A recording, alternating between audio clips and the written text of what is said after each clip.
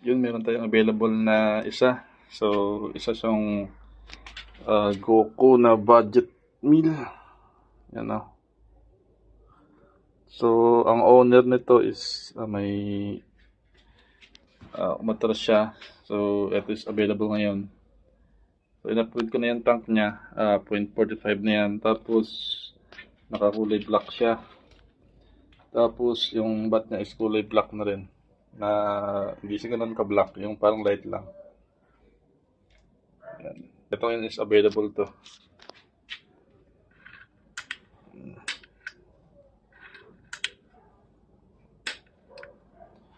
So, ito is for testing na rin to. So, nagka-conflict lang kasi gusto niya palagyan ng ano to,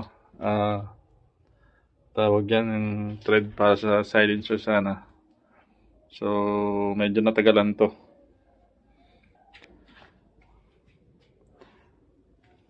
Ano.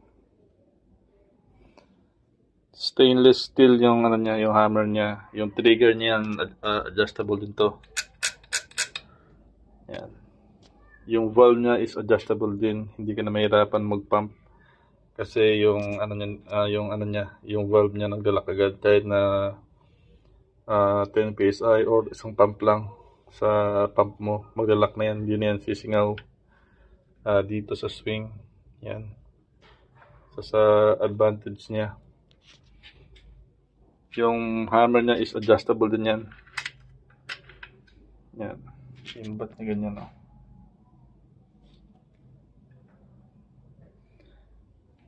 So, naka 22 inches yan yung barrel niya. Brush yung loob niyan pero stainless steel yung sleeve niya sa labas. Pang budget meal. Yan. Yan.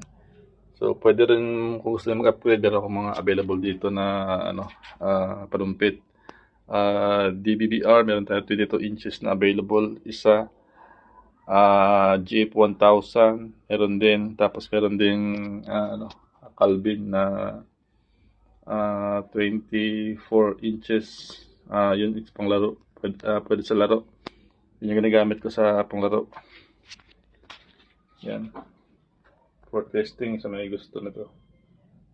Mura lang to, nasa 30,009 lang to.